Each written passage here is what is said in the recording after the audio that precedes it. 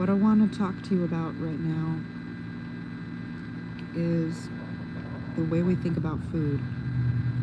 I'm forever telling people about my diet, and they take in the information and then write it off as something that they can't achieve or something that doesn't sound interesting to them. But really, God has asked us to eat the most delicious meats and the highest quality dairies and fats. And I want to show you something. If you go to the internet and you look up what is the best diet for kidney disease,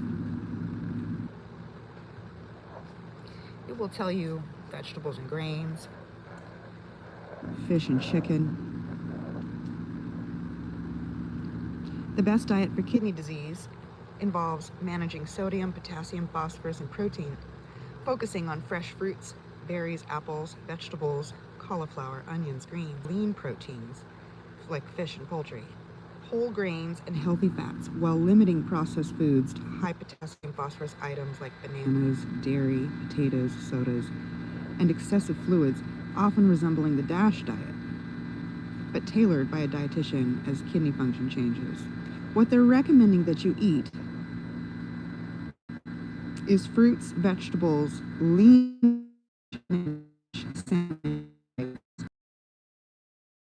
and all of the grains that you can have.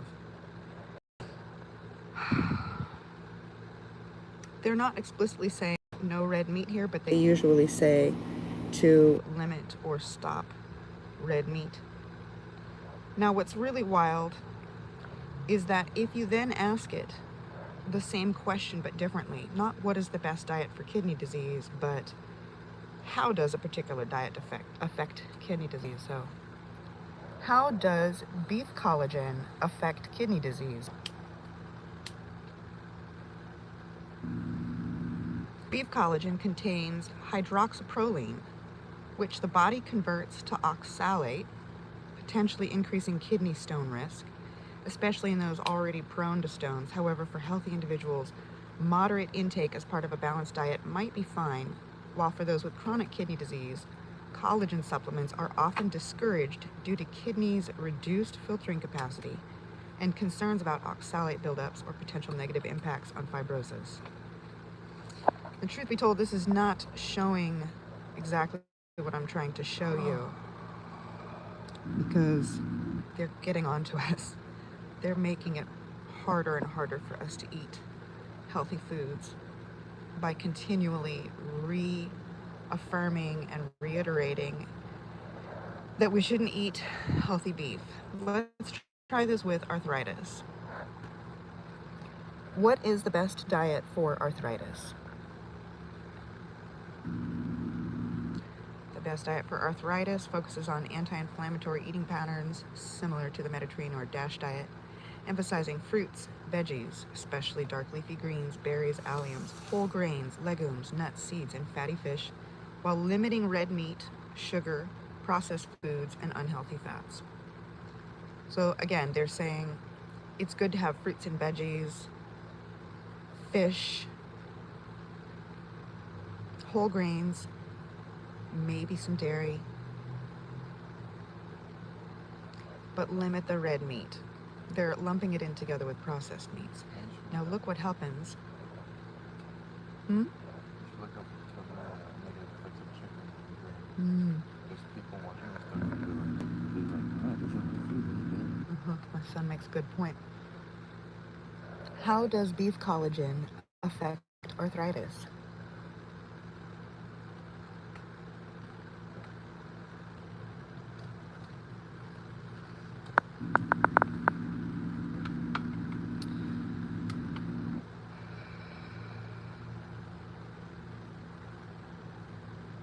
Let's try this one more time. Hi, welcome. How does beef collagen affect arthritis? Beef collagen, particularly hydrolyzed collagen peptides and undenatured type 2 collagen, may help arthritis by providing building blocks to repair cartilage, reducing inflammation, and potentially decreasing pain and stiffness. So this is what I'm talking about, that when we discuss food from one angle, it may appear to make sense that fruits and vegetables and whole grains are healthy and they're light and easy to digest. But these are phrases that we have heard and not necessarily truth. Nuts and grains are extremely difficult to digest. In fact, they are completely indigestible due to a chemical layer on the outside called phytic acid.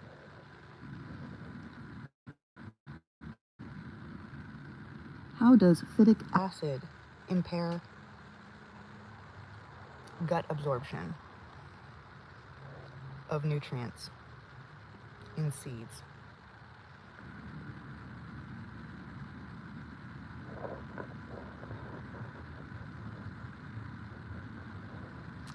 Phytic acid.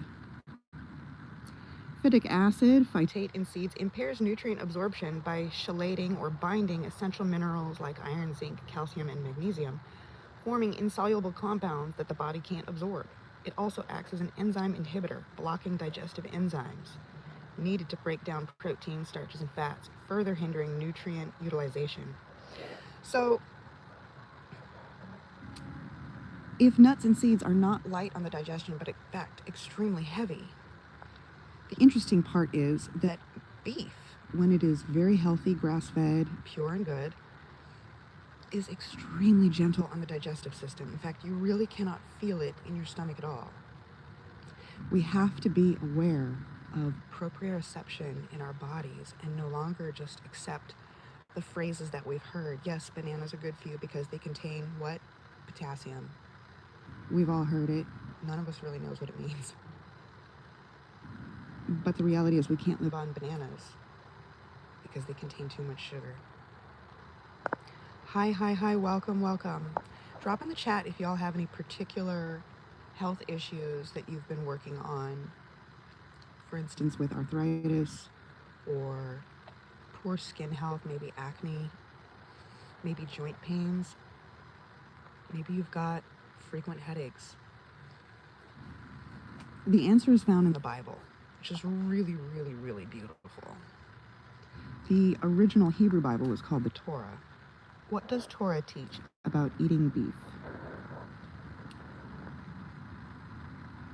The Torah permits eating beef from kosher animals, those that chew on cud and have cloven hooves, but it emphasizes mindful, ethical consumption, not gluttony, and sets specific rules for slaughter.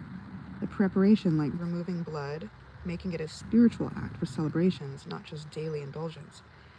And it is only permitted after Noah, with strict kashrut, which is making sure that it's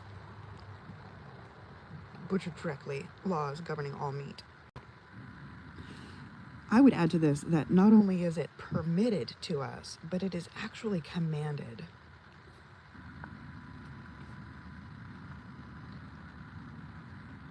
Where does the Torah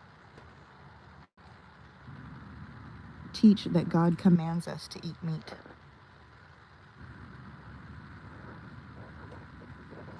The Torah doesn't command eating meat as an ideal, but permits it as a concession to human desire. I disagree. He says specifically, God says specifically throughout Leviticus and Deuteronomy that we are required to bring animals to burn in the temple, that we are required to bring animals for when we've sinned, when we have done something wrong, when we feel guilty for something, when we are grateful for something and showing our appreciation, we're required to bring meat to the temple. Now, there's a lot of interesting opinion about that. A lot of even rabbis and Jewish people will say, well, no, it's only the priests that are required.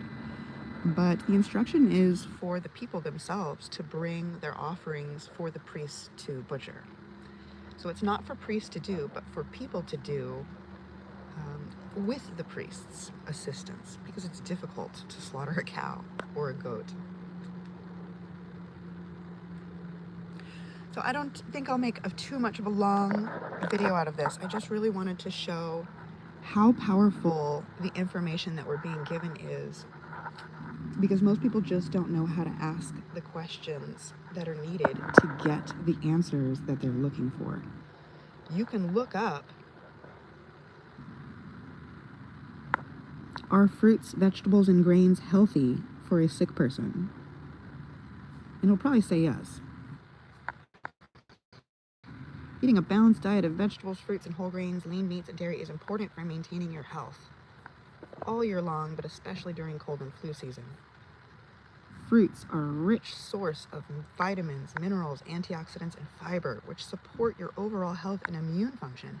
What we're not talking about is if you're not getting enough healthy red meat, you actually don't have enough kidney function to process those minerals and separate the toxins, and you're thereby just ingesting toxins with every salad and every bit of fruit and every bit of good meaning effort you put into your diet if you don't have kidneys.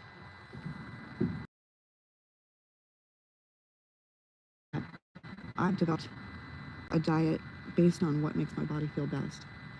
And in my 30s, I discovered, wow, this is what all of the Jews have been talking about. This is what the Bible teaches. When you really, really read the Bible, not as a fake story, but as a poetic instruction that is good for all time, it's very clear how much God asks us to eat meat. So much meat, he says, so much meat. We need to have meat on Shabbat. We need to have meat on holidays. We have to have meat twice daily. We have to have meat extra for certain events throughout the year. That is so much meat. Twice daily, plus extra on the weekends, plus extra for holidays. Plus extra if you're feeling fancy or extra if you're feeling guilty. That is a ton of meat, y'all. A ton. There's my son working out. This is what a diet produces.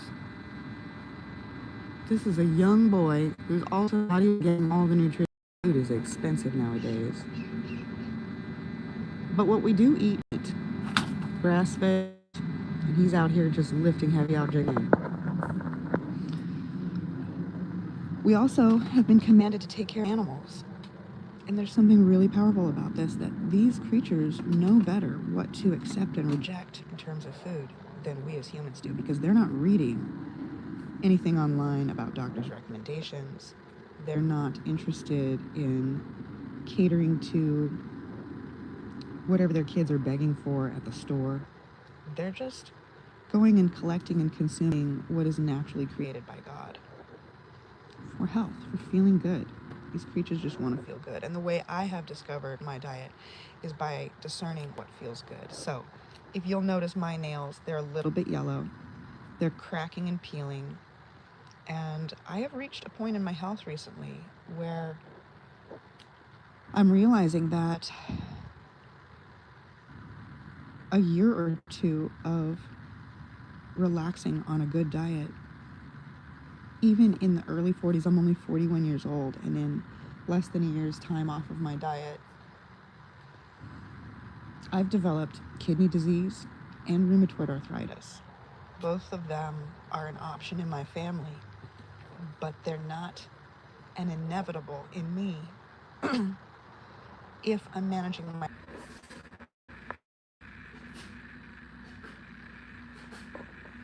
All right, everybody. I had to plug my phone in. So we're here in my kitchen. Let us continue the conversation for just a moment. This is the world's best butter.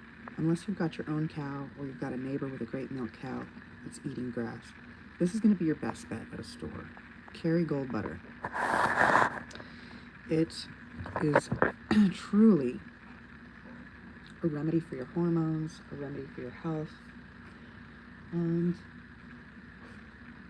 I recommend you all take it seriously.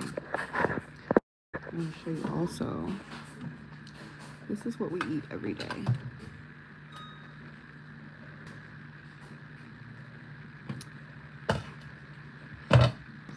Show you. It is a cut of beef called beef shank, and some potatoes, and a bunch of delicious herbs and garlic and chili. It's delicious. If this is what we're supposed to eat, I'm not complaining. I'm just not. So I will leave you all here. My phone needs to charge, and I didn't want to be long, but I really wanted to share with y'all what we're dealing with, how simple and subtle it is to think that we understand what we're reading or what we know to be truth. But really the truth is very complex, and it's very ancient, and it's also meant to be very simple. It shouldn't be a new news update every year. Oh, this berry, oh, that drink, oh, this tonic, oh, this thing. No, God says just make sure it's the healthiest meat. And you can have some of the other fruits and vegetables, but they're not commanded. Meat is commanded, red meat specifically is commanded, but fruits and vegetables are not. Not very much. Once a year he says, bring me some of that delicious produce that I've given you, and thank me for it. But every day, twice a day, and every weekend, and every holiday, bring me meat. Because it says in the Torah that the smell of meat cooking is God's most favorite smell. He loves the smell of barbecue. He loves the smell of roasted meat, of seared meat, of cooking delicious meat. And I believe it is the wonder and the amazement of the cow and the meat and the milk that they give that is why our ancestors got it twisted and started worshiping the cow, because it gives us life. The only thing we didn't get correct was that it's not the cow that gives us life, it's God that gives us the cow. So let us thank God every day for the meat that he's given us, for the instruction in the Bible that he's given us to eat it, and for the fact that it tastes so delicious, swimming in herbs and potatoes. May it be our blessing forever, and may we be blessed to bless one another with delicious food forever and ever. Amen. Have a healthy new year, everyone. Let me know in the comments what you think about food and health, what you're dealing with, and let's keep talking about this. Have a blessed new year. Amen.